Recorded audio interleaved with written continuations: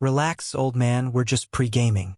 Think of it as a trial run for when this place is actually mine. The words, slurred with cheap bravado and cheaper whiskey, echoed off the vaulted ceilings of the home I had built with my own 2 hands. My son-in-law, Mark, stood there in the grand foyer, a smug grin plastered on his face, flanked by a half-dozen of his sycophantic friends who snickered like hyenas. He had just signed his own eviction notice.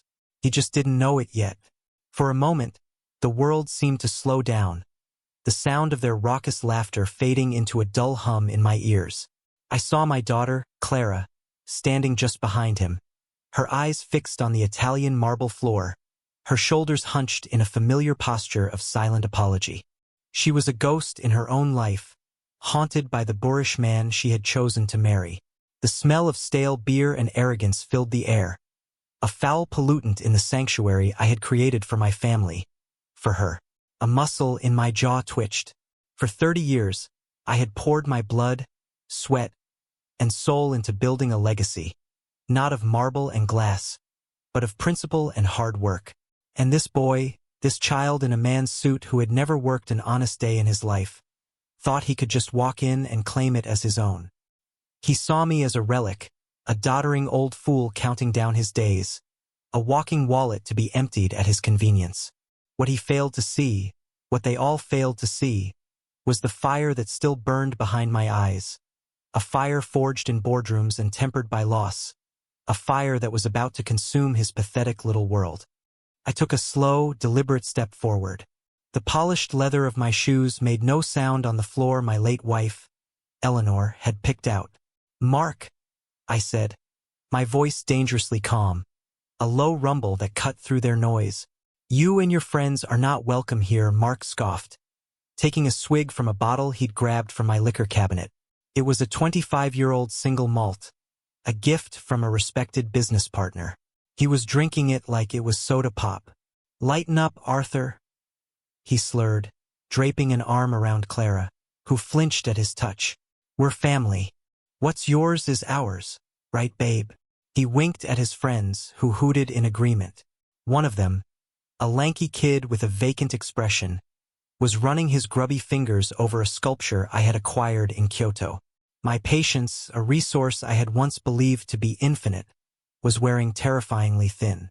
I had spent years accommodating this boy, all for Clara's sake.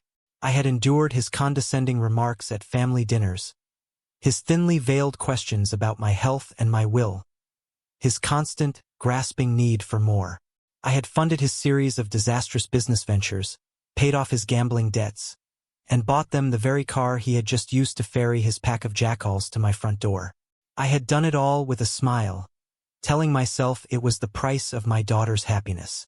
But looking at her now, pale and withdrawn, I saw with blinding clarity that my generosity hadn't bought happiness. It had only bought her a cage, and I had handed her husband the key. "This is not your house, Mark," I stated, each word a carefully placed stone in the wall I was building between us. "It is my home, and you are disrespecting it, you are disrespecting me, and you are disrespecting the memory of the woman who made it a home." His face, usually a mask of lazy amusement, hardened. The predator beneath the surface sensed a challenge. "Look, old man, I don't have time for one of your lectures. We're going to have a few drinks, use the pool, and then head downtown. Why don't you just go up to your room and watch your boring news channels? We'll try to keep it down." He dismissed me with a wave of his hand, as if shooing away a fly. That was it. The final thread of restraint snapped. I didn't raise my voice. I didn't need to. I simply walked past him, my gaze locked on my daughter. "Clara," I said softly. "Look at me," she hesitated, her eyes darting from me to Mark, a silent battle raging within her. Finally, her gaze met mine, and in their watery depths, I saw the little girl I used to read bedtime stories to, the girl who believed her father could slay any dragon. I saw the shame, the fear, and the desperate, unspoken plea for rescue. It was all the fuel I needed. I turned and walked toward my study, the heavy oak door clicking shut behind me, a sound that seemed to mark the end of one chapter and the beginning of another. They thought I was retreating. They thought the old man had been put in his place. They had no idea I was going to war. Sitting behind the mahogany desk that had been my command center for decades, the faint scent of old books and leather calming my racing heart, my mind drifted back. I remembered the first time Clara brought Mark home. He was all charm and expensive cologne, his handshake firm, his smile dazzling. He spoke of ambition and disruption, using buzzwords he'd picked up from podcasts, but his eyes never settled. They were constantly scanning, assessing, pricing everything they landed on. He looked at my home not with appreciation, but with avarice. He looked at me not as a father, but as an asset. I saw it then, a flicker of something cold and calculating behind the facade, but I dismissed it. I wanted to believe in the man my daughter loved. Love, I had learned, can be a powerful form of blindness. I remembered their wedding. It was a fairy tale, or so the guests said, held on the grounds of this very villa, with flowers flown in from Holland and a chef from Paris. I wrote the check without a second thought, my only concern being the radiant smile on Clara's face as she walked down the aisle. I saw that smile and thought my investment was sound. I didn't realize I was funding the construction of her prison. After the wedding, the requests began subtly at first. A loan for a can't-miss tech startup. Then another for a cryptocurrency venture that was the next big thing. Each one failed, spectacularly and predictably, yet Mark never lost his swagger. The failures were always someone else's fault, the market, the partners, the timing. He had an excuse for everything except his own incompetence. I kept paying, telling myself I was supporting my daughter's family, helping them build a life. Eleanor, my wise, beautiful Eleanor, would have seen right through him. She had a sixth sense for insincerity. She would have taken me aside, her hand on my arm, and said, "Arthur, that boy is a peacock. All feathers and no substance," but Eleanor was gone, taken from me by a sickness that no amount of money or power could defeat. In the lonely years that followed, Clara became the center of my universe. Every decision, every action was filtered through a single question. Will this make her happy and secure? I poured all the love I had for my wife into my daughter, and in my grief, I perhaps became too indulgent, too eager to shield her from any hardship. I built these walls around her, not just the physical walls of this estate, but walls of financial security, thinking they would protect her. Instead, they had simply made her a more attractive target for a predator like Mark. He didn't love Clara. He loved what she represented. She was a key, a beautifully naive key to unlock the vault of my life's work. The slow drip of his poison had been working on her for years. He isolated her from her old friends, convincing her they were jealous. He subtly undermined her confidence, making her dependent on his approval. He framed my generosity not as love, but as a controlling mechanism, painting himself as the one who truly wanted her to be free, a freedom that, conveniently, would be financed by my death. The real turning point, the moment my grief-stricken denial finally shattered, came on a Tuesday afternoon about 2 months ago. I was in the rose garden, tending to the Eleanor's legacy bushes I had planted in her memory. It was my sanctuary, a place of quiet contemplation. The French doors to the sunroom were open, and I heard Mark's voice, loud and boastful. He was on the phone. Thinking he was alone, he didn't bother to lower his voice. "No, dude, you don't get it," he laughed, a sound that was sharp and cruel. "The old fossil is practically begging me to take his money. Clara just has to shed a few tears, talk about how we're struggling, and he opens the checkbook. It's pathetic. A cold dread washed over me. I froze, the pruning shears still in my hand. I was hidden from view by a large trellis, and I remained perfectly still, listening. "We're working on the next phase now," Mark continued, his voice dropping to a conspiratorial whisper. "Getting him to sign over power of attorney. Clara's pushing the he's getting forgetful angle. It's perfect. Once we have that, we can start liquidating some of the smaller assets without him even knowing. By the time he finally kicks the bucket, we'll have everything lined up. This whole estate, the company, all of it. It's just a matter of time." He paused, listening to the person on the other end. "Yeah, she feels a little guilty, but she'll get over it. She knows what side her bread is buttered on. She loves the lifestyle too much to rock the boat. The world tilted on its axis. Every loan, every plea for help, every worried conversation Clara had initiated about my health. It all replayed in my mind, but now cast in a sickening new light. It wasn't concern. It was a script. It wasn't love. It was a long, elaborate con. The pain was immense, a physical blow to the chest that stole my breath. It wasn't the money. The money was just paper, a tool. It was the betrayal. The calculated, callous betrayal by my own daughter, the person I loved more than life itself. She was a willing accomplice in the plan to strip me of my dignity and my legacy while I was still alive. For an hour, I sat there among the roses, the shears fallen from my numb fingers. The grief was a tidal wave, threatening to pull me under. But then, something else rose from the depths. It was a cold, hard anger. The same focused rage that had helped me build an empire from nothing. The same determination that had seen me through market crashes and hostile takeovers. The grief receded, replaced by an icy resolve.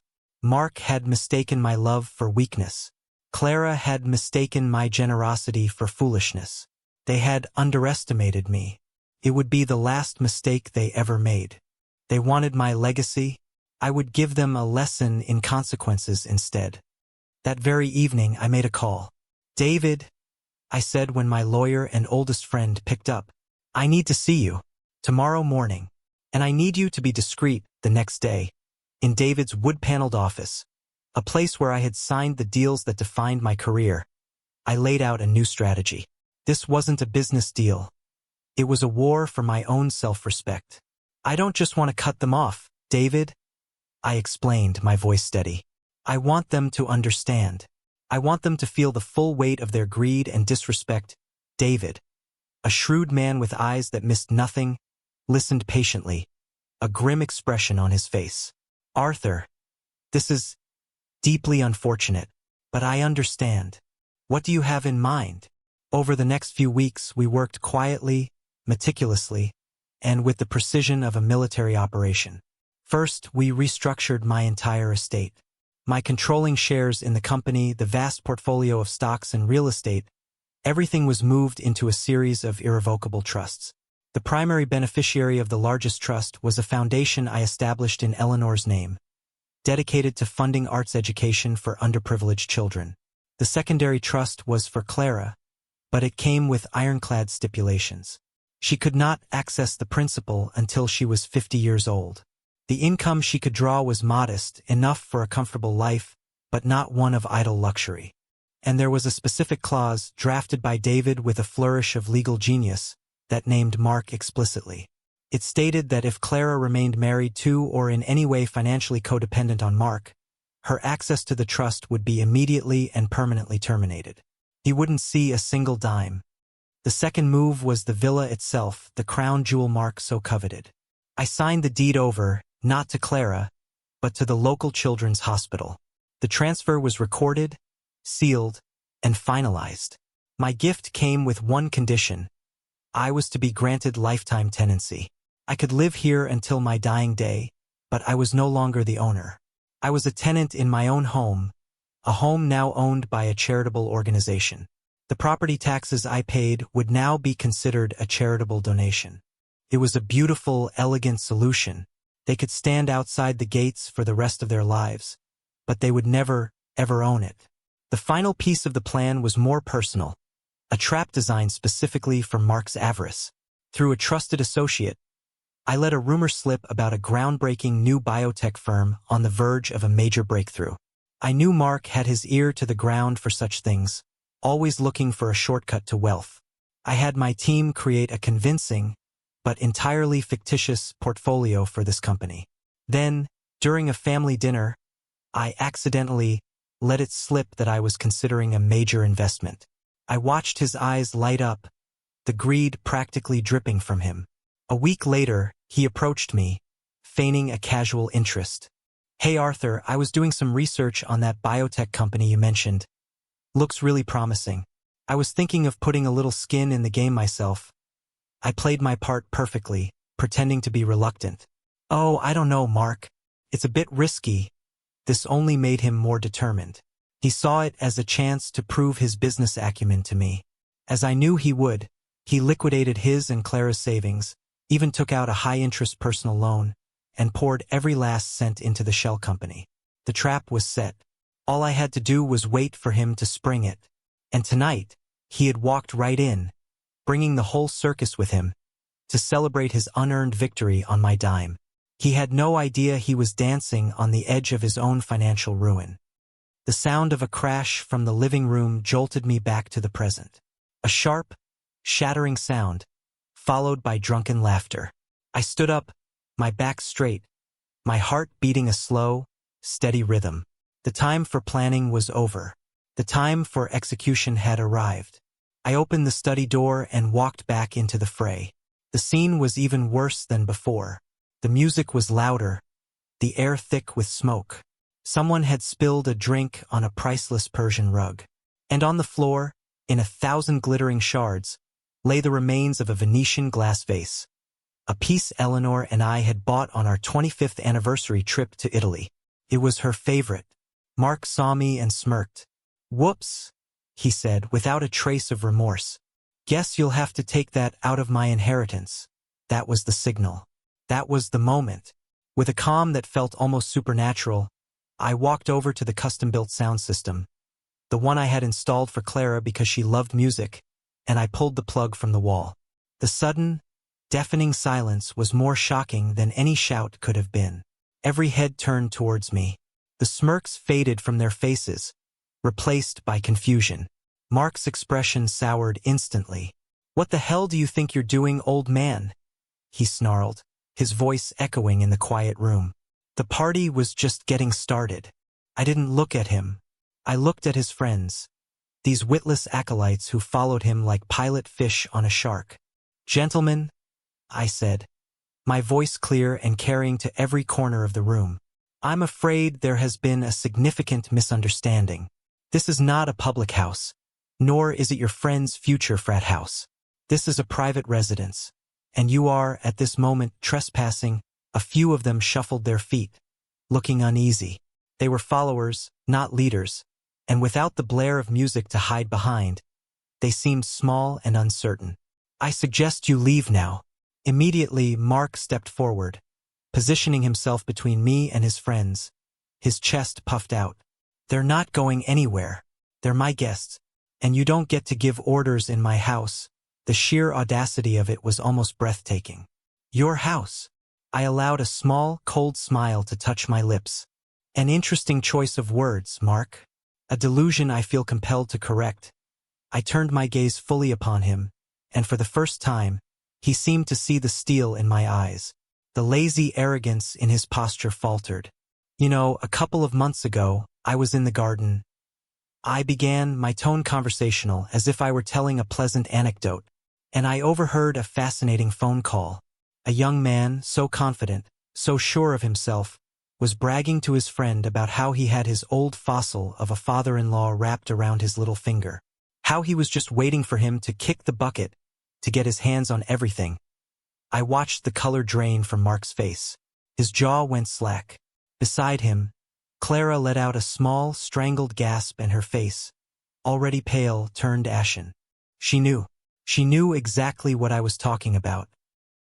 "He spoke of a plan," I continued, pressing my advantage, my voice never rising but cutting through the tension like a surgeon's scalpel. "A plan to manipulate his wife into convincing her forgetful old father to sign over power of attorney. A plan to start liquidating assets before I was even cold. A truly ambitious plan, you have to admit." I paused, letting the weight of my words sink in. Mark's friends were now looking at him with a mixture of shock and dawning horror. They had come for a party. They had stumbled into an execution. "You seem to be operating under the grand illusion that this house, my company, my entire life's work, is some sort of prize you get for marrying my daughter," I said, my voice dropping lower. "You see it all as your inheritance." "You're right. So let me clarify the legal reality for you, Mark, since you seem to have trouble with facts." I took a step closer, my eyes boring into his. 6 weeks ago, I signed the deed to this entire estate, the house, the gardens, Every last brick and blade of grass, over to the Children's Hospital Foundation. It was a charitable gift. A very generous one, I'm told. My only condition was that I am allowed to live here for the remainder of my days. I am not the owner, Mark. I am a tenant. And you are not my guest. You are a trespasser on property owned by a foundation that cares for sick children. How does that feel? He was speechless. His mouth opened and closed, but no sound came out. He looked like a fish gasping for air on the deck of a boat. But I wasn't finished. And the inheritance? I went on, savoring the moment. The vast fortune you were so eagerly anticipating?